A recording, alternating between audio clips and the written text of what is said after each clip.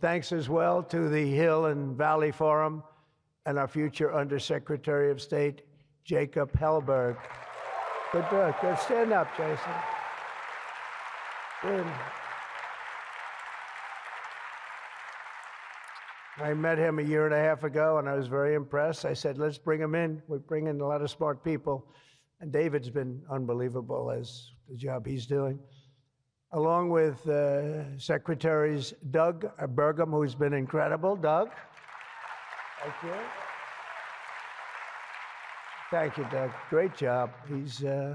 He's producing low-cost energy. We're down to $64. I want to get it down a little bit further if we can. I don't know if the oil companies love that or not, but we want to have very inexpensive electricity so that you can power up the plants, because you need more electricity than any human beings ever in the history of the world. When I heard what you really need, I said, you got to be kidding. Double what we produce right now for everything, right? I don't know, you're going to, Jensen, you're going to have to explain that to me someday, why they need so damn much.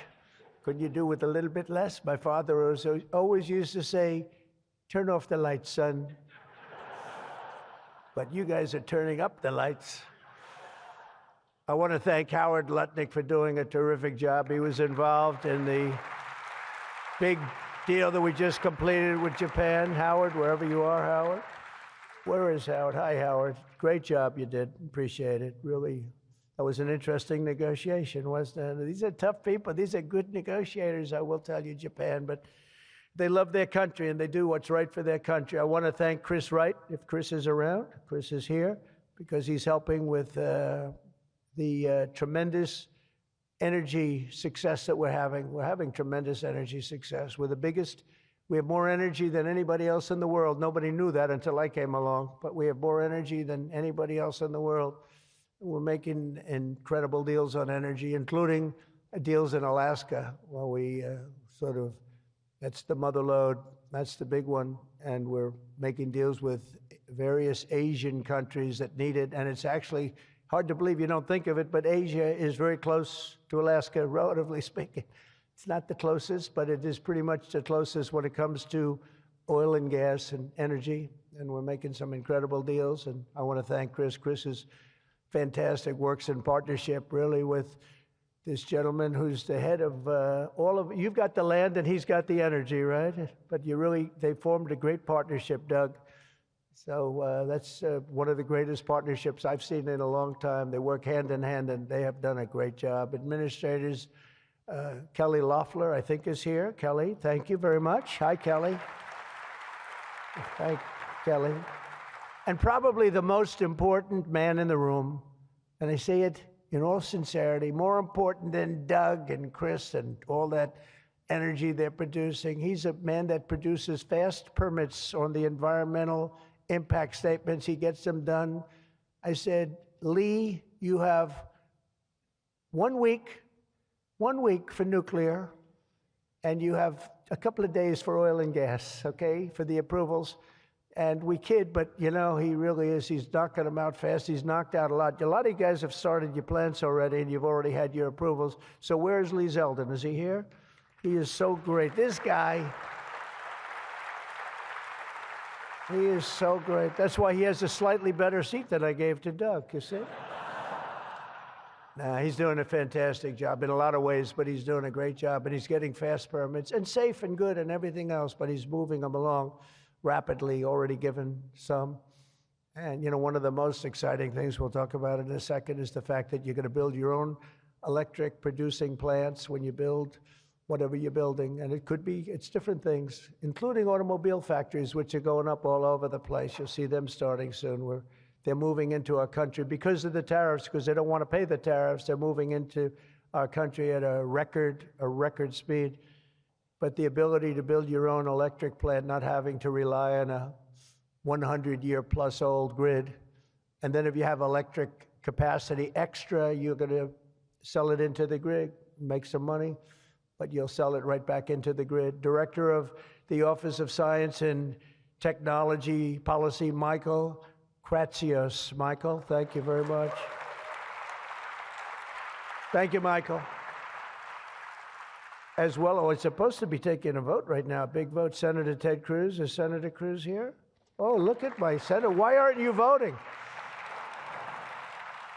I think we lost David McCormick, who's voting. So why aren't, is David here? Because you're supposed to be voting, Ted. I don't know. I'll tell you what, this man works hard. Ted works hard, and he works good. And a very special thanks to some of the top industry leaders here, including somebody that's amazing. I said, look, we'll break this guy up. This is before I learned the facts of life. I said, we'll break him up. They said, don't say it's very hard. I said, why? I said, what percentages of the market does he have? Sir, he has 100%. I said, who the hell is he? What's his name? His name is Jensen Huang, Nvidia. I said, what the hell is Nvidia? I've never heard of it before. He said, you don't want to know about it, sir. I figured we could go in and we could sort of break him up a little bit, get him a little competition. And I found out it's not easy in that business. I said, supposing we put the greatest minds together and they work hand in hand for a couple of years. He said, no, it would take at least 10 years to catch him if he ran Nvidia totally incompetently from now on. So I said, all right, let's go on to the next one. And then I got to know Jensen, and now I see why. Jensen, will you stand up? What a job. What a job you've done. Man. Great. He's a great guy, too. Lisa Su of AMD. Lisa? Lisa? Thank you. Congratulations. Great job. Sham Sanikar of Palantir. We buy a lot of things from Palantir. Where are you? Are we paying our bills? I think so.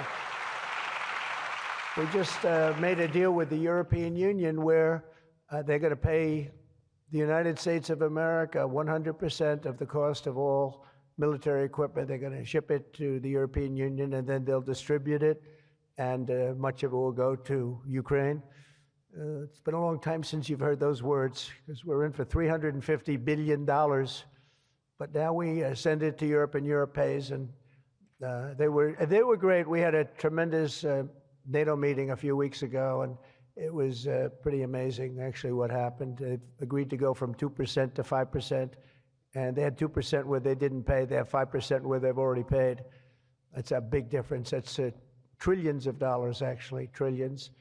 But they're going to spend that money in the United States with our defense companies, and we're going to send it to them, and they'll distribute the equipment that we send. So that's the way it should have been 3 years ago, frankly. And Jeff Sprecher, the other half of that incredible family, is he here? Is he here? He's a fantastic guy, international, intercontinental exchange, and he's been a friend of mine for a long time, the husband of Kelly, who's really doing a good job. You are really doing a good job. Small business, which is actually big business if you add it all up, right?